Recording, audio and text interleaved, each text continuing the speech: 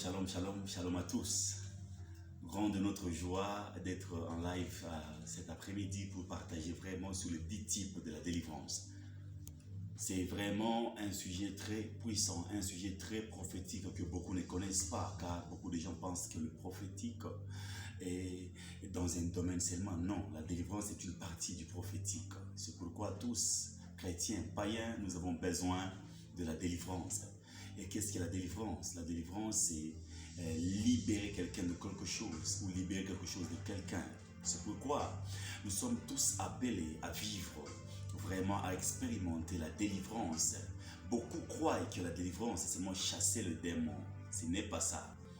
Aujourd'hui, avec moi, vous allez apprendre qu'il y a 10 types de délivrance. Et les 10 types de délivrance vous seront donnés. Ça vous aidera à bien marcher et à bien recevoir la délivrance.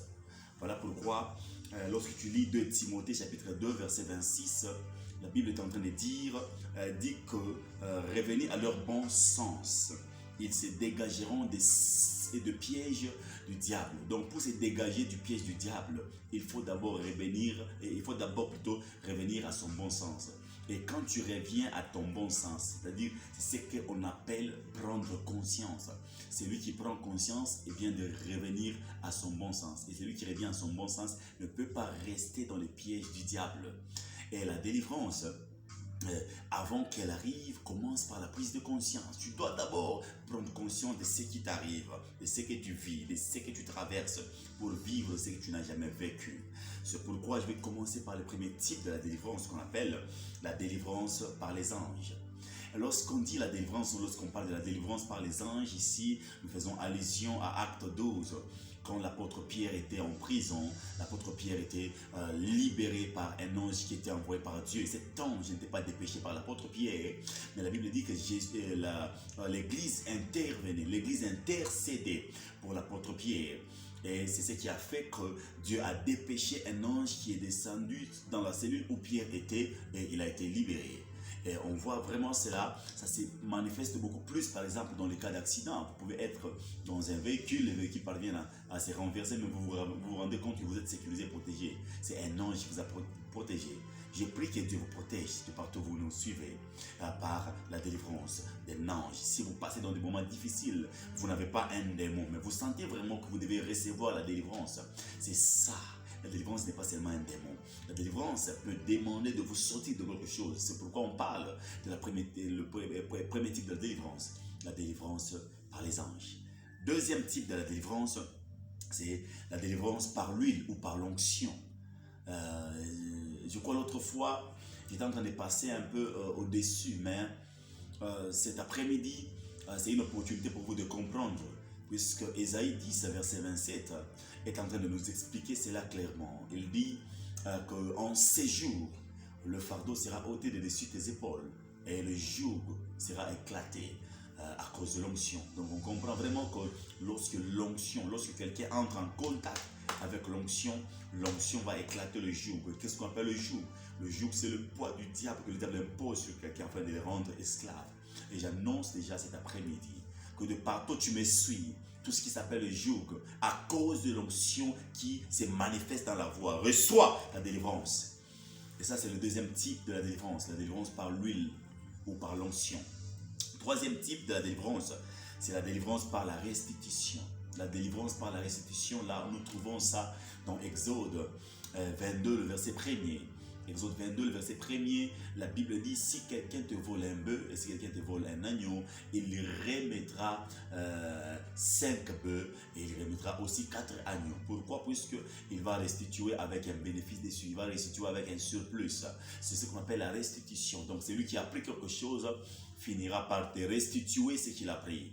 C'est pourquoi lorsqu'on parle de la délivrance par restitution, c'est-à-dire quelqu'un pourrait prendre quelque chose de toi, en estimant pris sur toi, la personne vient remettre et il ajoute même sur ce qu'il a pris. C'est ce qu'on appelle la délivrance par restitution. Il t'a restitué. Et j'annonce que tout celui qui est venu dans ta vie, qui t'a volé quelque chose, qui t'a pris quelque chose, finira par te restituer avec le bénéfice, avec le surplus. Dis-moi Amen de par où tu me suis. Amen. Et le quatrième type de la délivrance, c'est la délivrance par restauration. lorsqu'on parle de la délivrance par restauration, on fait allusion à ce que Joël a dit dans Joël 2, verset 25. La Bible dit que je remplacerai les années qu'ont dévoré les Gélèques, les Gazans et la grande armée que je vous avais envoyée. Lorsqu'on parle de la grande armée, on fait vraiment allusion à l'armée que Dieu a envoyée, qui n'est pas les anges, mais c'était les insectes qui étaient venus pour dévorer tout ce que l'on peut avoir. Mais quand Dieu a précisé, il dit, je vous remplacerai. Le fait de remplacer ce qu'on a dévoré, c'est ce qu'on appelle, il te délivre de ce que tu étais privé. Donc tu étais privé des années d'abondance, tu étais privé des années de prospérité, tu étais privé des années de succès, tu étais privé des années de mariage.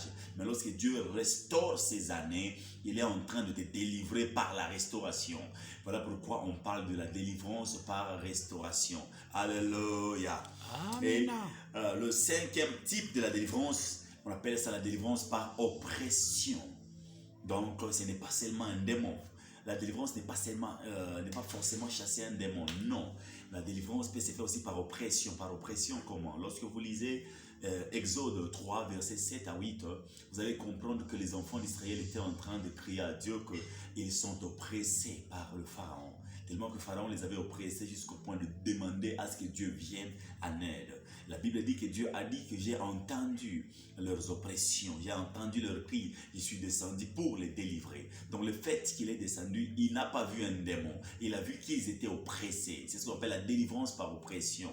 J'annonce de partout où tu es, si tu es oppressé par la sorcellerie, tu es oppressé par des soucis, tu es oppressé par la jalousie, Dieu te donnera la délivrance par oppression.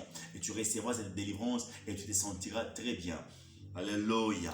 Amen. Sixième type de délivrance, je parle de la délivrance par les jeûnes et prières.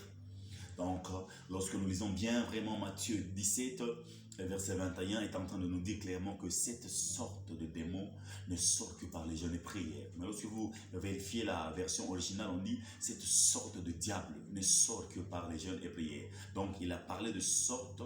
Donc là, on est en train de voir une dimension de démon supérieur qui ne sort à condition d'être en prière et dans des jeûnes. Donc, n'importe quel démon ne peut pas partir comme ça. Il y a des démons qui partent à condition d'être dans des jeûnes et des prières. C'est pourquoi on parle de la délivrance par les jeûnes et prières. Après la délivrance par les jeûnes et prières, il y a la délivrance, c'est le septième point, la délivrance plutôt par l'adoration de chansons prophétiques et la louange. Lorsqu'on parle de la délivrance par l'adoration des chansons prophétiques et la louange, là vous pouvez lire ça dans 1 Samuel chapitre 16, verset 14 au verset 23. Là où nous voyons vraiment que Saül était attaqué par des démons.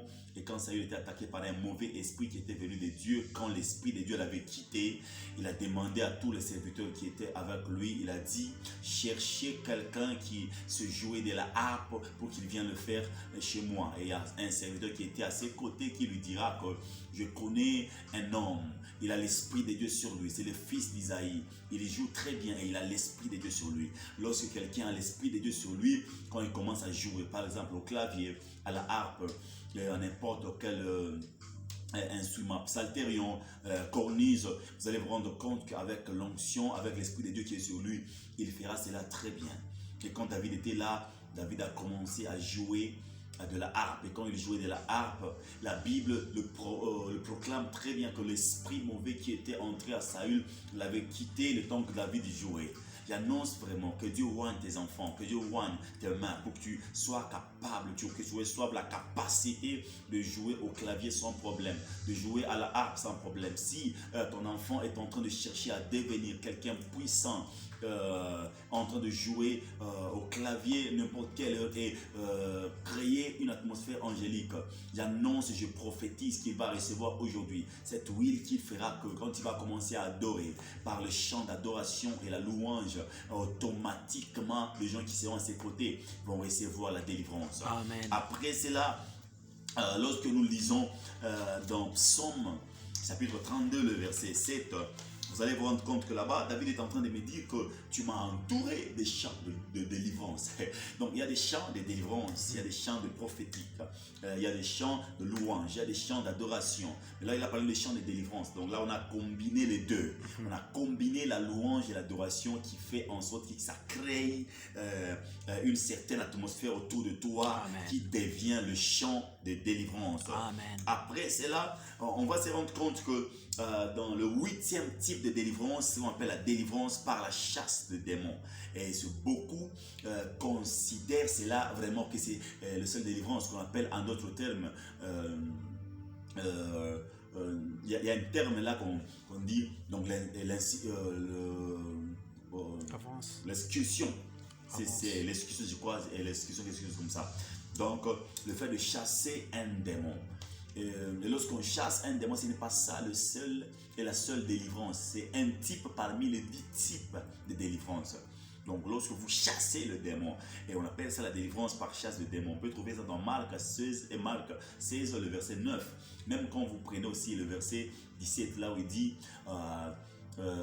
voici le miracle qui accompagneront ceux qui auront cru en ton nom. Ils chasseront le démon, ils parleront en nouvelle langue, ils saisiront des serpents. Donc là, quand on dit ils chasseront le démon, donc le fait de chasser le démon par une certaine autorité que nous avons en Christ, ça s'appelle la délivrance par chasse. Après cela, il y a le 9e type de délivrance qu'on appelle la délivrance contre les mauvaises personnes ou contre les personnes méchantes. Lorsque vous lisez 2 Thessaloniciens, chapitre 3, verset 2, là vous allez vous rendre compte qu'on parle de la délivrance. Donc c'est l'apôtre Paul qui avait écrit 1 Thessaloniciens et 2 Thessaloniciens. Ce sont d'ailleurs le premier livre après sa grande discipline. Le premier livre que l'apôtre Paul avait écrit, c'était 1 Thessaloniciens et 2 Thessaloniciens. Il a parlé là-bas, il dit, délivre-moi. Par exemple, dans la Bible, on peut parler de personnes méchantes. Exemple, Hérode. Hérode était une personne méchante. On peut prendre l'exemple de Pharaon. Pharaon était une personne méchante. Il pouvait se lever et chercher à tuer tous les Juifs. Lorsque vous regardez vraiment dans la Bible, vous allez vous rendre compte qu'il y a des gens qui s'est levé, qui pouvaient chercher la tête même d'un prophète. Hérode a cherché la tête de Jean-Baptiste. La femme de Hérode a cherché la tête de Jean-Baptiste. C'est une personne méchante. Lorsqu'on voit Jézabel qui a tué Naboth à cause de ce que son homme voulait. Elle a voulu vraiment récupérer les champs à cause de ça. Elle a fait tuer. Vous allez comprendre Naboth, vous allez comprendre vraiment que c'est lorsque Dieu te délivre de personnes qui ont de mauvaises pensées contre toi, c'est que là tu viens de recevoir la délivrance contre les personnes méchantes. Et la 10e ou le 10e type de délivrance, c'est ce qu'on appelle la délivrance par un prophète. Et la délivrance par un prophète, on trouve ça dans Osée chapitre 12, le verset 13, là où la Bible dit que par un prophète, Dieu a délivré Israël et il les a fait sortir de l'Égypte. C'est que par un prophète, Dieu peut utiliser un prophète pour te délivrer. Dieu peut utiliser un prophète pour te sortir de là où tu étais, dans des conditions difficiles. Dieu peut envoyer un prophète qui peut facilement découvrir la source. On peut prendre l'exemple de la délivrance de toute une contrée. On peut voir Jéricho qui était sous la malédiction. Là, on n'a pas demandé un soldat. Il fallait chercher un prophète. Et en cherchant un prophète, la Bible dit le prophète Élisée était arrivé. Et quand le prophète Élisée était arrivé, automatiquement, il a libéré la pensée divine jusqu'à aller à la source afin d'assainir la source. Ça, c'est la délivrance par un prophète. On peut parler de la délivrance par un prophète Élie. Élie est allé parler au roi Akab, puisqu'il fallait vraiment que Akab commence à réécouter la voix de Dieu. Et comme Akab n'écoutait pas Dieu à cause de sa femme, qui était Jézabel, automatiquement, Élie a pris la décision, il a fermé le ciel et il n'y avait pas de pluie. Maintenant, pour qu'il délivre ce pays, qu'est-ce qu'il a fait? Il est rentré en prière, il a prié. Par un prophète, Dieu a délivré le pays et le ciel a libéré la pluie. J'aime bien vraiment lorsque Dieu parle de la délivrance d'un prophète, car un prophète a la capacité d'aller à la source de ton problème et de te donner une solution. Que Dieu vous bénisse. Moi, c'est l'apôtre Serge Ribal du ministère international Maison des Grâces. Là, précisément, on le fait dans la paroisse Tendababa. Que Dieu vous bénisse et shalom.